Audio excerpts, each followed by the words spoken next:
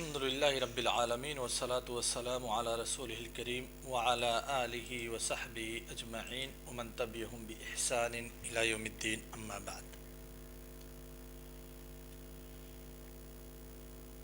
علامہ ابن عثیمین رحمہ اللہ اپنی کتاب الاصول من علم الاصول میں خبر پر مختصر گفتگو کے بعد منتقل ہو رہے ہیں ایک تیسرے دلیل شرعی کی طرف جسے اجماع کا نام دیا جاتا ہے۔ خبر کی تقسیم علامہ ابن عثیمین رحمہ اللہ نے دو اعتبارات سے کی۔ ایک اعتبار اضافت کے اعتبار سے، نسبت کے اعتبار سے کہا اس کی تین قسمیں ہیں: خبر مرفوع، خبر موقوف، خبر مقطوع۔ اور دوسری تقسیم کی خبر کی طرق کے اعتبار سے، یعنی سند کے اعتبار سے خبر کے واسطہ کو دیکھتے ہوئے دو تقسیم کی، کہا متواتر اور آحاد۔ پھر آحاد کی بہت ہی اختصار میں تقسیم کر دی تین قسموں کی طرف: صحیح، حسن اور ضعیف۔ اس کے بعد بتلایا کہ صحیح اور حسن یہ قابل عمل ہیں، قابل حجت ہیں۔ ضعیف بذات خود حجت نہیں ہے، البتہ شاہد کے طور پہ اسے پیش کیا جا سکتا ہے۔ تو یہ تو خبر حدیث ہو گئی۔ مصادر شریعت میں سے دوسرا مصدر حدیث ہے اور پہلا مصدر قرآن کریم۔ یعنی کہاں سے ہم شرعی قوانین کو لیں گے، شرعی احکام، شرعی مسائل کے شرعی احکام کہاں سے جانیں گے، کس کو جائز کہیں گے، کس کو حرام کہیں گے، اس کا جو مصدر ہے یہ قرآن کریم پہلے نمبر پہ، دوسرے نمبر پہ احادیث نبویہ یعنی اخبار، اور تیسرے نمبر پہ ہے اجماع۔ تو اجماع وہ دلیل ہے جو حجت ہے بے اتفاق العلماء۔ آج اسی اجماع کے بارے میں پڑھیں گے۔ اجماع کا لغت کے اندر دو معنی ہے، جیسا کہ علامہ ابن عثیمین رحمہ اللہ کہتے ہیں: الاجماع لغتاً، کہ اجماع لغت کے اندر کہا جاتا ہے العزم والاتفاق۔ العزم کسی چیز کا پختہ ارادہ کر لینا، عزم مصمم کر لینا، اس کو بھی اجماع کہا جاتا ہے یہ لغت میں۔ اور دوسرا معنی ہے اتفاق کا، کسی چیز پہ اتفاق کر لینا، اسے بھی اجماع کہا جاتا ہے۔ تو اجماع کا لغت میں دو معنی ہے، ایک ہے العزم یعنی کسی چیز کا پختہ ارادہ کر لینا، اور اسی سے ہے قرآن کریم میں بھی استعمال ہوا ہے کہ ان لوگوں نے پختہ ارادہ کر لیا کہ اپنے بھائی کو کہیں پہ ڈال دیں گے، یا پھر اجمعوا امرکم وشرکاءکم، تم لوگ اور تمہارے جو شریک ہیں سارے کے سارے لوگ عزم مصمم کر لو کسی چیز پہ۔ اور اجماع کا دوسرا معنی ہے اتفاق کا لغت کے اندر۔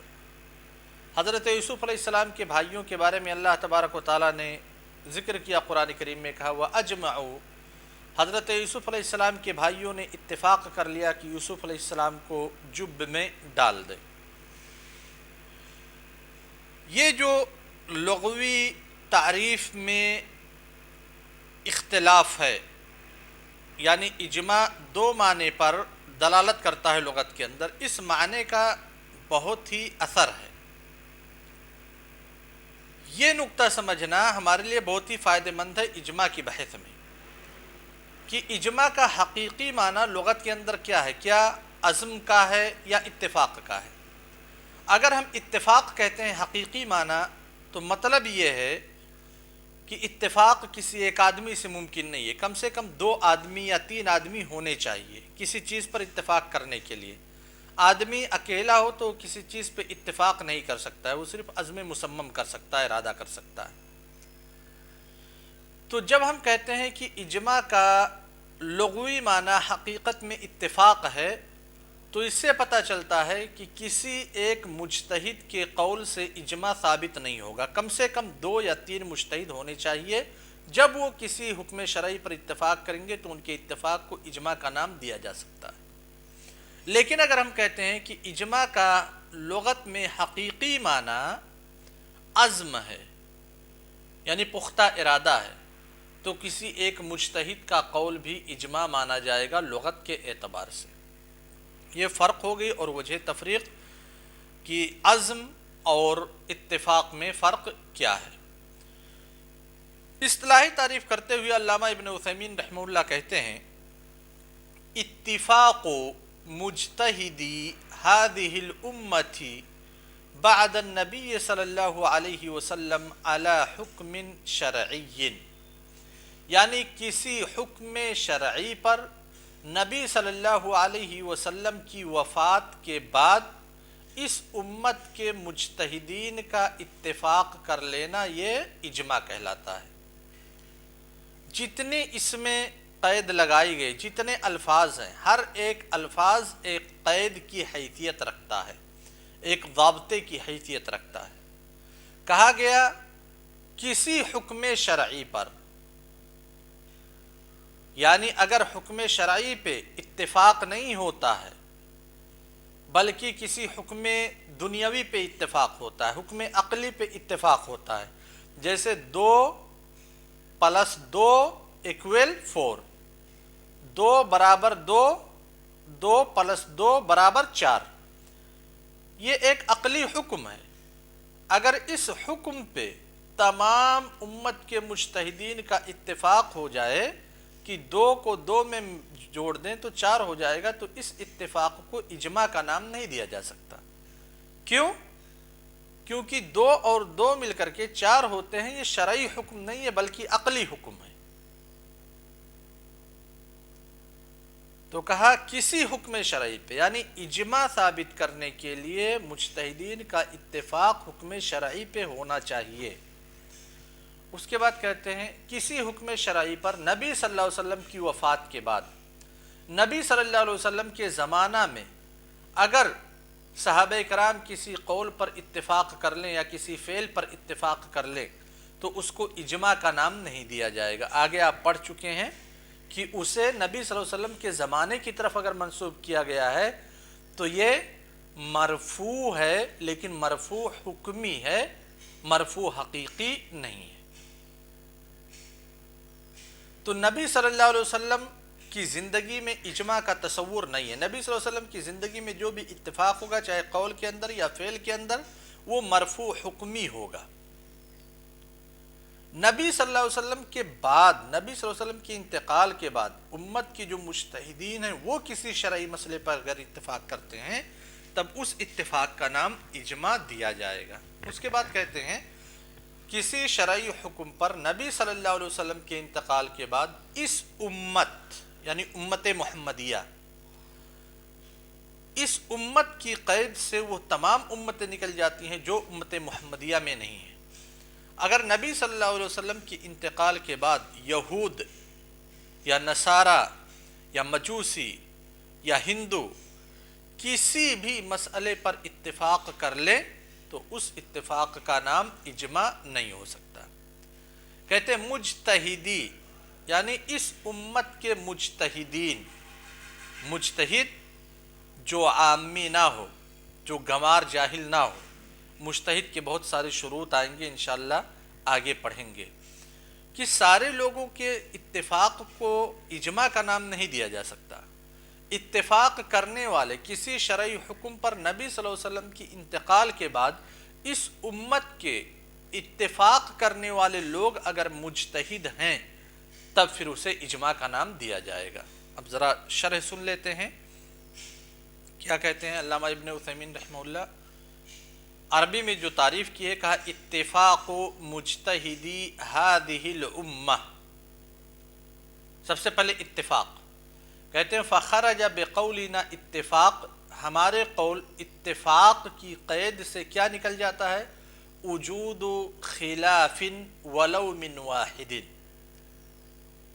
اگر کسی مسئلے میں اختلاف ہے، گرچہ مخالفت کرنے والا ایک ہی شخص ہے، اگر اختلاف ہے تو ایسی صورت میں ہم اس مسئلے پر اجماع کا حکم نہیں لگا سکتے۔ اسی لیے کہا فخرج بقولنا اتفاق، جب ہم اتفاق کی قید لگاتے ہیں تو اتفاق کی قید سے وجود و خلاف کا موجود ہونا نکل جاتا ہے، ولو من واحد، گرچہ وہ مخالفت کرنے والا فرد ایک ہو۔ یعنی پوری امت کے مجتہدین کسی مسئلہ کو جائز کہتے ہیں اور ایک شخص اس مسئلہ کو حرام کہتا ہے، تو تمام لوگوں کی اکثریت کو یہاں پہ دیکھا نہیں جائے گا، یہ کہا جائے گا کہ بیشتر علماء کا اتفاق ہے، لیکن علماء کا اجماع ہے، اجماع کا نام اسے نہیں دیا جا سکتا۔ اجماع کے لیے ضروری ہے کہ جتنے بھی مجتہدین ہوں ان تمام مجتہدین کا اتفاق ہو ایک ہی حکم پہ۔ اگر ان کے اندر اختلاف پایا جا رہا ہے گرچہ اختلاف کرنے والا ایک ہی شخص ہے، تو ایسی صورت میں وہاں پہ اجماع ممکن نہیں ہے اور اسے اجماع کا نام نہیں دیا جائے گا۔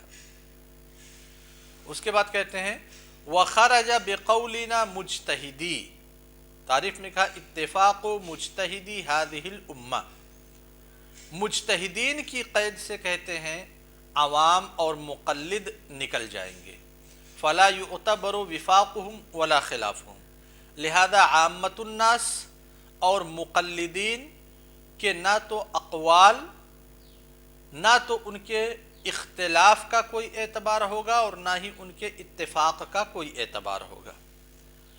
یعنی اجماع میں اتفاق کس کا مانا جائے گا؟ مجتہدین کا مانا جائے گا۔ اگر مجتہدین میں سے کسی ایک مجتہد نے مخالفت کی ہے تو اسے اجماع کا نام نہیں دیا جا سکتا، چاہے سارے کے سارے عوام کسی بات پر اتفاق کر لیں تو اس اتفاق کو اجماع کا نام نہیں دیا جائے گا۔ جیسے کسان ہے، کسان اتفاق کر لیں کہ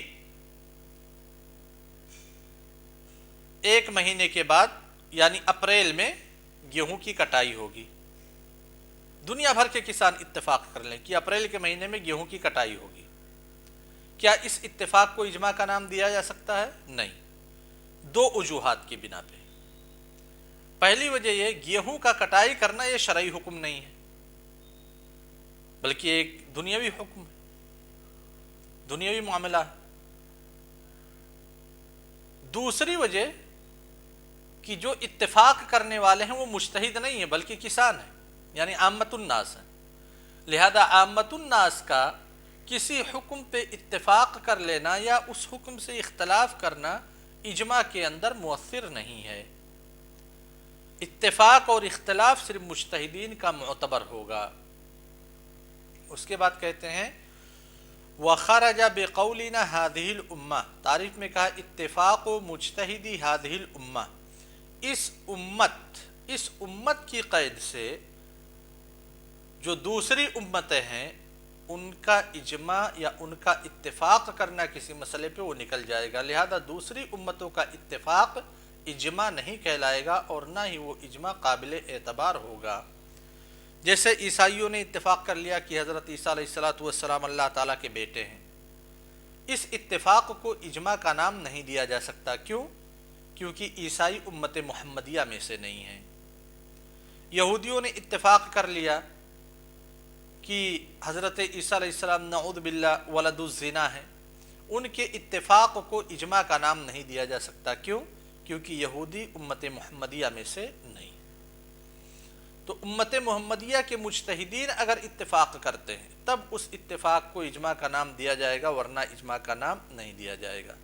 اس کے بعد کہتے ہیں وَخَرَجَ بِقَوْلِنَا بَعْدَ النَّبِيِّ صلی اللہ علیہ وسلم، کہ جو تعریف میں کہا اتفاق مجتہدی هذه الامہ بعد النبی صلی اللہ علیہ وسلم، نبی صلی اللہ علیہ وسلم کے بعد اتفاق اس امت کے مجتہدین اگر کرتے ہیں تو اسے اجماع کا نام دیا جائے گا۔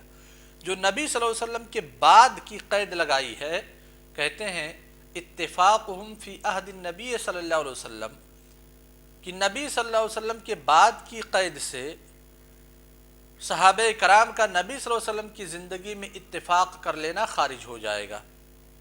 کیوں؟ فلا یعتبر اجماعا من حیث کونہ دلیلا، دلیل کے اعتبار سے وہ اجماع نہیں تصور کیا جائے گا، لأن الدلیل حصل بسنت النبی صلی اللہ علیہ وسلم، کیونکہ نبی صلی اللہ علیہ وسلم کے زمانے میں اگر اتفاق ہوا ہے تو نبی کریم صلی اللہ علیہ وسلم کی سنت دلیل ہوگی، چاہے وہ قول کے ذریعہ سے ہو یا فعل کے ذریعہ سے یا تقریر کے ذریعہ سے۔ اسی لیے اگر صحابی کہتے ہیں کہ کننا نفعل، کہ ہم لوگ کرتے تھے، یعنی تمام لوگوں کا اتفاق ذکر کرتے ہیں اللہ کے رسول صلی اللہ علیہ وسلم کے زمانے میں، او کانوا یفعلون کذا وکذا علی عہد النبی صلی اللہ علیہ وسلم، کہ نبی صلی اللہ علیہ وسلم کے زمانے میں ایسا ایسا کرتے تھے، کان مرفوعا حکما، تو یہ حکماً مرفوع ہوگا، لا نقل للاجماع، اجماع کا نقل نہیں ہوگا، یعنی اسے اجماع نہیں کہا جائے گا۔ صحابی کا یہ کہنا کننا نفعلو، یہ اجماع کو گویا منقول نہیں کر رہے ہیں، بلکہ کننا نفعلو فی عہد رسول اللہ صلی اللہ علیہ وسلم، آپ کو اس سے پہلے بتلایا جا چکا ہے کہ یہ مرفوع حکمی ہے کہ نبی صلی اللہ علیہ وسلم کے زمانے کی طرف اس کی اضافت کی گئی ہے۔ وخرج بقولنا، اور جو سب سے آخری بات کہی ہے، علی حکم شرعی، علی حکم شرعی کی قید سے اتفاقہم علی حکم عقلی، کہ کسی عقلی حکم پہ اتفاق کر لینا خارج ہو جائے گا، یا کسی عادی حکم پہ، لہذا عقلی حکم اور عادی حکم کا اجماع کے بحث میں کوئی مدخل نہیں ہے، کوئی کردار نہیں ہے، کیونکہ جب اجماع میں بحث کی جاتی ہے تو بحث کا مقصد ہوتا ہے جو شریعت کے ادلہ ہیں ان ادلہ میں سے ایک دلیل، ایک معتبر دلیل، وہ اجماع کہلاتا ہے۔ تو اجماع پہ جب گفتگو ہوتی ہے تو اس کی حجیت کے اعتبار سے گفتگو ہوتی ہے، اس کو دلیل مانا جائے گا کہ نہیں مانا جائے گا اس اعتبار سے گفتگو ہوتی ہے، اور جو حکم عقلی ہے، جو حکم عادی ہے، اسے شریعت نے حجت نہیں تسلیم کیا ہے، مطلب اس سے ہم شرعی مسائل کا حل نہیں نکال سکتے ہیں۔ تو یہ تعریف ہو گئی، تعریف اتفاق کی کسی شرعی حکم پر نبی صلی اللہ علیہ وسلم کے انتقال کے بعد امت محمدیہ کے مجتہدین کا اتفاق کر لینا، یہ اجماع کہلاتا ہے، اور تعریف کی شرح کی گئی۔ کل کے درس میں انشاءاللہ اجماع کی حجیت پہ جو قرآن اور سنت سے دلائل ہیں ان دلائل کا مختصر دراسہ ہوگا، اور پھر اجماع کے انواع اور اقسام پہ بھی گفتگو ہوگی۔ السلام علیکم ورحمۃ اللہ وبرکاتہ۔